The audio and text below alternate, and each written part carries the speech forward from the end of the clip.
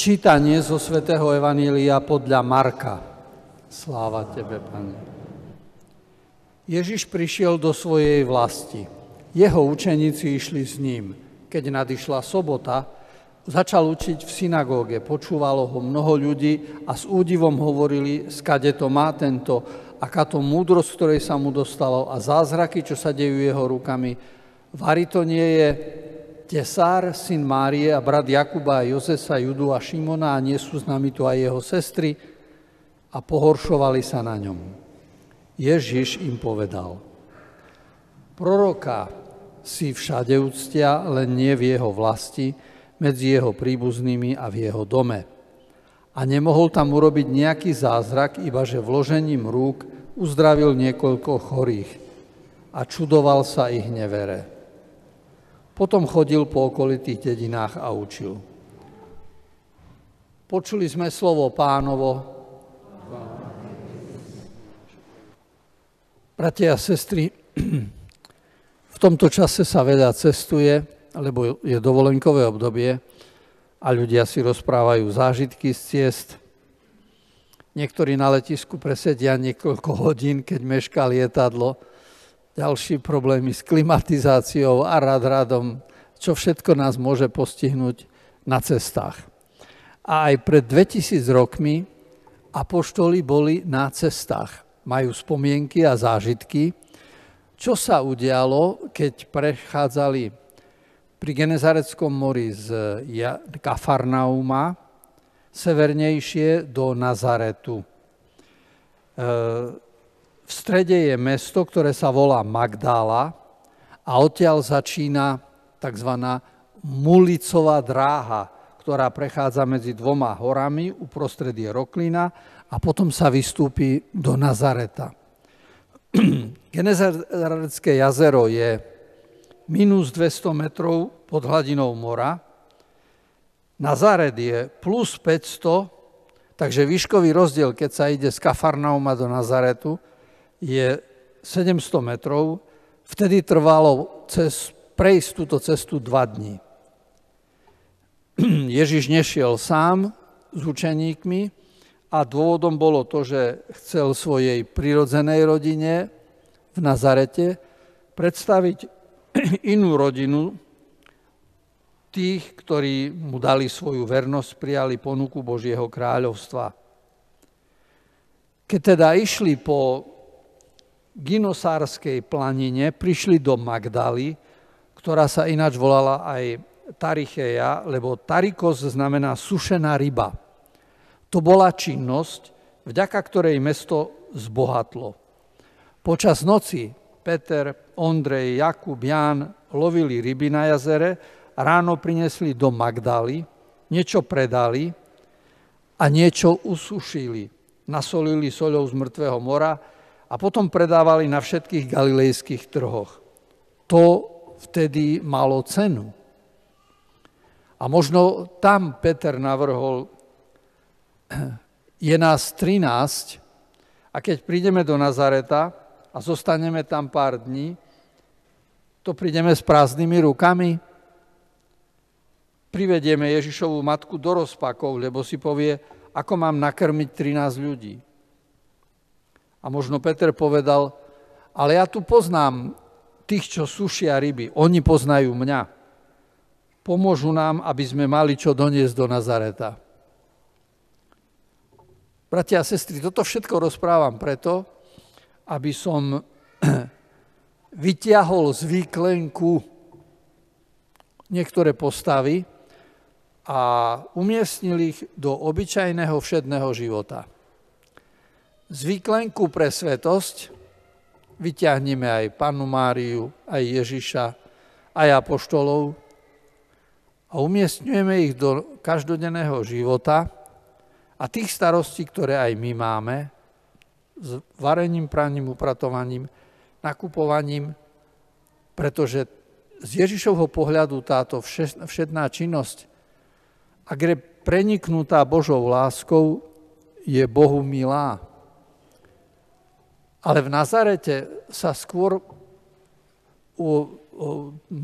zdôrazňovalo, že tá Všedná činnosť je sekundárna, podriadená a bohumilá činnosť je predovšetkým obradná a spojená s prikázaniami.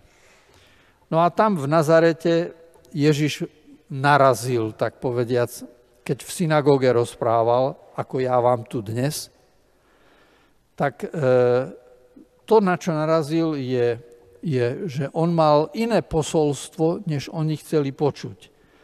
Lebo tam sa uplatňovala tradicionalistická mentalita, žili zo svojich zvykov a obraz Boha, ktorý mali, to bol zákonodarca, sudca, ktorý trestal tých, čo sa odvážia porušiť jeho príkazy.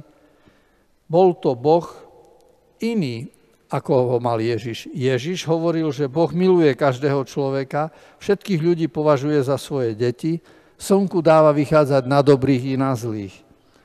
Čiže Ježiš hlásal Boha, ktorý nikoho nepovažuje za nečistého, nikoho neodmieta.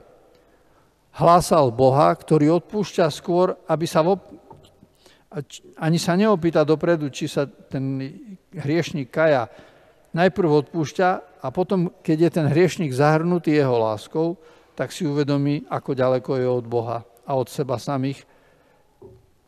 samého a ľutuje ten stav. Tak Ježiš porušil mnohé zvyky, ktoré oni mali, a ešte niekedy aj šabat, aj pôst, a to bol dostatočný dôvod na znepokojenie v synagóge. A kľúčovým problémom bolo ešte toto. Nazarečania ďakovali Bohu za to, že sú vyvoleným národom, jedinečným, že ich vyviedol z Egypta, majú Mojžiša, Tóru, Božie slovo, iné národy to nemajú. Ostatné národy považovali za primitívne, pohanské, cudzie, seba za privilegovaný národ. A Ježiš, ten hovorí, no, nie tak. Povolaním Izraela je slúžiť pohanom,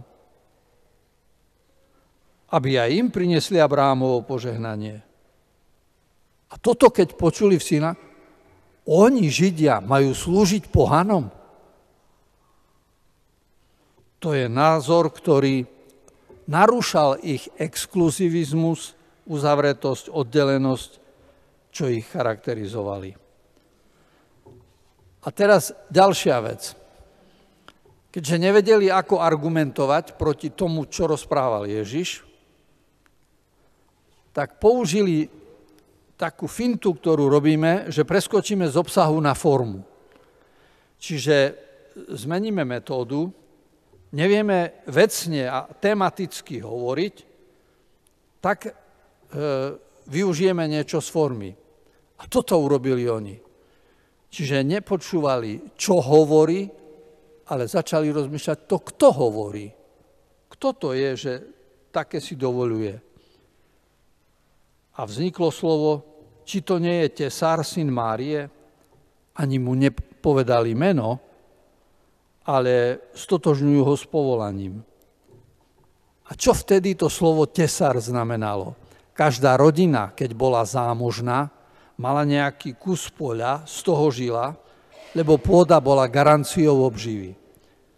Iba ten, kto nemal dosť pôdy, robil iné povolanie, aby sa uživil. Čiže každá rodina také bežné veci si opravila sama, keď išlo o dvere alebo o pluh. Nevolali tesára. Stolár, tesár, to bolo povolanie tých, ktorí neboli zámožní, nemali dosť pôdy, aby mali obživu. A toto bol problém, že Nazarečanov nezaujímal obsah posolstva, ktorý Ježiš rozpráva, ale zaujímalo ich to, kto hovorí. Ani nie je rabín, ani člen duchovenstva, nie je právnik, nie je predstavený synagógy, nepatrí k elite. A on nám ide vykladať, aký je Boh. No a tu, bratia a sestry, môžeme opustiť Nazaret a preskočiť do Košic. Lebo ten prístup, tá zmena metódy, čiže nepočúvame, čo sa hovorí, ale kto to hovorí, to sa aj dnes používa. Stretávate mnohých ľudí, ktorí svoju náboženskú ľahostajnosť, lenivosť ospravedlňujú nehodnosťou kňazov, škandálmi v cirkvi, konzervatívnosťou náboženstva a tak ďalej. Čiže správne by bolo, keby človek, či veriaci, či neveriaci, konfrontoval sa s evanjeliom a s tým, že Božia láska humanizuje ľudstvo, pomáha mi k mojej identite, alebo ma to ochudobňuje. Ale namiesto toho, aby neveriaci ľudia porovnali seba s evanjeliom, oni sa porovnávajú s cirkvou, s farármi, s nehodnými kresťanmi a tak radom. Čiže tu je metodologický problém a chyba. Lebo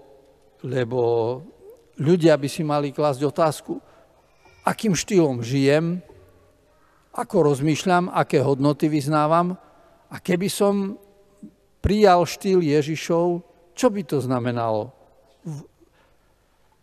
Takže zisťujeme, že evanjeliový príbeh končí slovami, Ježiš hovorí, čudoval sa ich nevere. A pre tú neveru tam nemohol urobiť nejaký väčší zázrak. Zázrak totiž neprichádza zvonku, to nie je čarodejníctvo. Zázrakom je samotné evanjelium, Božia láska, keď ju príjmeme a stelesníme. A vtedy sa stávame svedkami zázrakov. Lebo tam, kde je evanjelium prijaté, tam sa rodí svet, v ktorom vládne pokoj, láska, miernosť, sebaovládanie, slobodná a pokorná služba, dokonca aj úcta k nepriateľom. To sú zázraky, ktoré vytvára evanjelium.